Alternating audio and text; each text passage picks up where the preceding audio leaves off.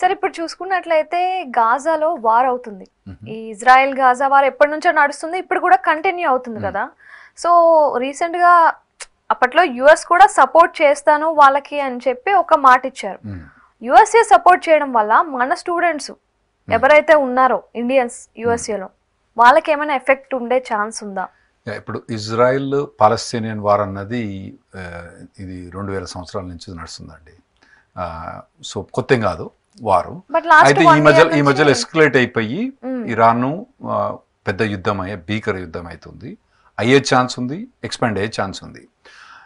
US ఎప్పుడైతే Israel form అయిందో అప్పటి నుంచి కూడా యుఎస్ బ్రిటన్ గ్యారంటీ ఇచ్చింది, ఏది వాళ్ళ కంట్రీకి ఏం కాకుండా చూసేటట్టు బ్రిటన్ కానీ యుఎస్ కానీ గ్యారంటీ ఇచ్చింది. ఆ గ్యారంటీని నిలుపుకుంటా అని చెప్పి ఆల్రెడీ యుఎస్ చెప్పి వాళ్ళ యొక్క వార్షిప్స్, అంటే వార్షిప్స్ ఎట్లా ఉంటాయంటే మీకు ఆ పెద్ద షిప్స్ ఉంటాయండి. నేను ఒకసారి పోయి మ్యూజియంలో చూసిన, అంటే పాత షిప్ రిటైర్ అయిన తర్వాత ఆ షిప్స్ ఎట్లుంటాయంటే ఆ షిప్లో ఒక 4000 మంది ఉంటారండి అందులో.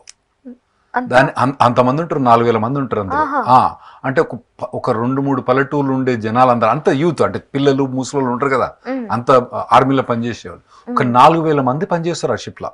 దాన్ని మెయింటైన్ చేసడానికి 4000 మంది కావాలి. ఆడ పోతే వాళ్ళ తిండి దాదాపుగా ఎన్ని గుడ్లు కోసరో ఒక రోజుకు, అంతమందికి తిండి, ఉండటానికి, పండటానికి అనే ఫెసిలిటీస్ ఉంటాయి ఆడ. ఒక పెద్ద ఊరు మాదిరి ఉంటుందండి. ఈ కోస నుంచి ఆ కోస దాకా దాదాపుగా 1 కిలోమీటర్ దాకా నడుచుకుంటూ పోవాలి.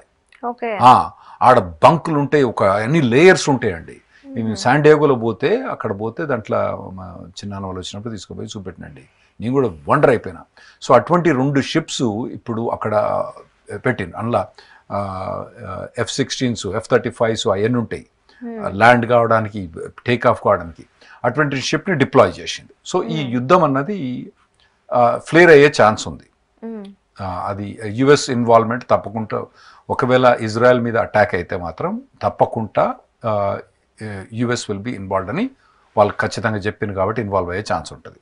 దీనివల్ల మనకి ఏమైనా ఎఫెక్ట్ అవుతుందా అంటే, మన ఇండియన్స్ కొద్దిగా వార్ అంటే కొత్త అలవాట్లేదు. మనం ఎప్పుడు వార్ పోయినప్పుడు 1971లో పెద్ద వార్కి పోయినాం, ఆ తర్వాత ఎప్పుడు పోలే.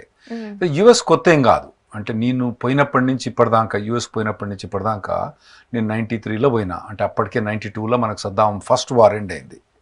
అప్పుడే పెద్ద వార్ అయింది కదా. అప్పుడు కువైట్ ఆక్యుపై చేసినప్పుడు కువైట్ని రిలీజ్ చేసడానికి యుఎస్ పోయే వార్ చేసి రిలీజ్ చేసింది. అప్పుడు పెద్ద 93లో పోయినా. అయితే అప్పుడు ఏమైందంటే వార్ అయిన తర్వాత చిన్న రిసెషన్ వచ్చింది. అప్పుడు ఎకానమీ కొద్దిగా డౌన్ అయింది. మళ్ళీ 94, 95 నుంచి మళ్ళీ పికప్ అయింది. ఆ తర్వాత 2001లో ఆఫ్ఘనిస్తాన్, ఇప్పుడు ఏది September 11th అటాక్ అయింది కదా, అప్పుడు ఆల్రెడీ ఎకానమీ మాది డౌన్ ఉండే, రిసెషన్లో పోయినాం ఆల్రెడీ. ఆ 2001 తోటి రిసెషన్ వచ్చింది, ఒక 2-3 years కొద్దిగా డౌన్ అయింది. తర్వాత 2003, 2004 నుంచి మళ్ళీ మార్కెట్ పికప్ అయింది. ఏది ఆ తర్వాత మళ్ళీ 2004లో మళ్ళీ వారికి పోయినాం, ఇరాక్ మళ్ళీ వారికి పోయినాం. సో ఇరాక్ పోయినా కూడా యుఎస్ ఒకటేసారి ఆఫ్ఘనిస్తాన్లో, ఇరాక్లో 2 వార్లు చేస్తుంది. ఇప్పుడు ఇరాక్ నుంచి బయటకు వచ్చేసింది, ఆఫ్ఘనిస్తాన్ నుంచి బయటకు వచ్చింది. ఇది పెద్ద స్కేల్ వార్ కాదు యుఎస్కు. ఏదైతే 1992లో సద్దాం మీద వార్ అయిందో అది పెద్ద స్కేల్ వార్ యుఎస్కి. ఎందుకంటే అది యుఎస్ ఆర్మీ వాళ్ళే, యుఎస్ నేవీ వాళ్ళే, యుఎస్ ఎయిర్ ఫోర్స్ వాళ్ళే పోయి అక్కడ కువైట్ని రిలీజ్ చేసిండ్రు. తర్వాత ఈ ఆఫ్ఘనిస్తాన్లో వార్ అన్నది యుఎస్ వాళ్ళే చేసిండ్రు. మళ్ళీ తర్వాత సద్దాం హుసేన్ 2004లో పోయి పవర్ నుంచి తీసేసినప్పుడు కూడా యుఎస్ మిలిటరీనే పోయి అక్కడి నుంచి తీసేసింది. ఇక్కడ యుఎస్ ఓన్లీ సైడ్ సపోర్ట్ చేస్తుంది. అంటే ఇజ్రాయెల్కు కావాల్సిన ఎక్విప్మెంట్ అని సప్లై చేసుకుంటా అక్కడ ఉండే 2-3 షిప్స్, ఎయిర్ ఫోర్స్ కొద్దిగా యూజ్ చేస్తుంది. కానీ గ్రౌండ్ ఫోర్స్, అంటే ఓవరాల్ గ్రౌండ్ ఫోర్స్ని తీసుకొచ్చి ఏదైనా కంట్రీని ఆక్యుపై చేయదలుచుకునే ఇంటెన్షన్ యుఎస్కు లేదు. ఇప్పుడు ఆ గ్రౌండ్ ఫోర్స్ అన్నది ఇప్పుడు ఉన్నది ఇజ్రాయెల్ తోటే ఉంటుంది. ఏమైనా అవసరం ఉంటే కొద్దిగా ఏమైనా ఇంటర్ఫేర్ కావచ్చు యుఎస్. కానీ సో ఓవరాల్ పెద్ద స్కేల్లో యుఎస్ పోయి అక్కడ పోయి ఆపరేషన్ చేసే చాలా తక్కువ ఛాన్సెస్ ఉన్నాయి. ఈ ఒక్క వార్ తోటి నాకు తెలిసినంత మటుకు మన ఇండియన్ స్టూడెంట్స్ యుఎస్ పోయే వాళ్లకు నెగిటివ్ ఎఫెక్ట్ ఏమీ ఉండకూడదు. తర్వాత యుఎస్ వర్క్ ఫోర్స్ ఎవరైతే మన పిల్లలు ఎవరైతే H1 మీద ఉన్నారో, గ్రీన్ కార్డ్ అప్లై చేసిండ్రో, ఐటీ ఇండస్ట్రీలో పనిచేస్తున్నారో వేరే ఇండస్ట్రీలో పనిచేస్తున్నారో వాళ్ళకు కూడా పెద్ద నెగిటివ్ ఎఫెక్ట్ ఉండకూడదని నేను అనుకుంటున్నాను అండి. ఎందుకంటే ప్రీవియస్ 3 వార్స్ మేజర్ వార్స్ మాకు యుఎస్కు. సో ఇది పెద్ద మేజర్ వార్ కాదు. ఒకవేళ కొద్దిగా ఏమైనా ఎస్కలేట్ అయినా కూడా అది పెద్ద ప్రాబ్లం. మన ఇండియన్స్కు అక్కడ పోయి ఐటీలో పనిచేసే వాళ్ళకి కానీ స్టూడెంట్ వీసా కానీ ఏం ప్రాబ్లం లేదు. ఎందుకంటే 1992, 93లో అప్పుడు అందరూ ఆ టైంలో పోయినప్పుడు కూడా వాళ్ళకి ఎవరికి స్టూడెంట్స్ ప్రాబ్లం రాలేదు. ఆ తర్వాత 2001, 2002, 2003లో పోయిన వాళ్ళు కూడా మనకు ప్రాబ్లం రాలేదు. 2004 పెద్దవారు, అప్పుడు ఇరాక్ సద్దాం దించేసి హ్యాంగ్ చేసినాం కదా సద్దాంనప్పుడు, అప్పుడు కూడా పెద్ద ఎఫెక్ట్ ఏం రాలేదు మాకు. సో ఇప్పుడు కూడా ఏం రాకూడదని అనుకుంటున్నాను అండి. ఓకే, మరి వార్ జరగడం వల్ల మన వీసాకి ఏమైనా రిస్ట్రిక్షన్స్ ఉంటాయా యుఎస్ఏలో? లేదండి. ఇదివరకు పోయిన 1993 కానీ 2001, 2003 కానీ 2004-05 కానీ అప్పటికి మన మీద ఇండియన్స్ మీద పర్టికులర్గా ఏమి రిస్ట్రిక్షన్స్ పెట్టలే.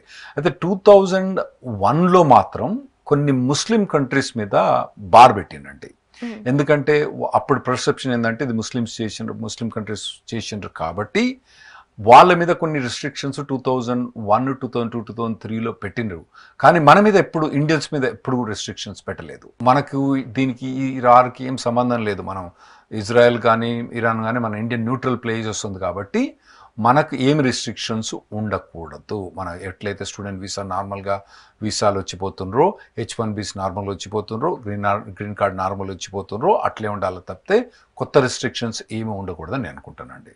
ఓకే, సో ఈ మిడిల్ ఈస్ట్ ఈ ఇష్యూ ఏదైతే ఉందో ఈ వార్ వల్ల మన ఇండియన్ ఐటీ ప్రొఫెషనల్స్ ఉంటారు కదా యుఎస్ఏలో, సో వాళ్ళకి ఏమైనా థ్రెట్స్ ఉండే ఛాన్స్ ఏమైనా ఉందా? లేదండి, జాబ్ థ్రెట్ ఉండే ఛాన్స్ ఉండదు. మన మీద పర్టికులర్గా వాళ్ళకు ద్వేషం ఉండే ఛాన్స్ ఉండదు. కాకపోతే 2001లో అయినప్పుడు మాత్రం అసలు మాకే వాళ్ళు ఏం అనలేము మమ్మల్ని. కానీ ఎక్కడికన్నా రెస్టారెంట్ పోయినా అందరు మనల్ని చూస్తారేమో, ఎందుకంటే వాళ్ళ ముఖాలు ఎట్లున్నాయండి. సెప్టెంబర్లో 2001 చేసిన వాళ్ళ ముఖాలు అన్నీ నా మాదిరే ఉన్నాయి. వాళ్ళ ఫేస్ మన ఇండియన్స్ మాదిరే ఉన్నాయి చేసినాయి.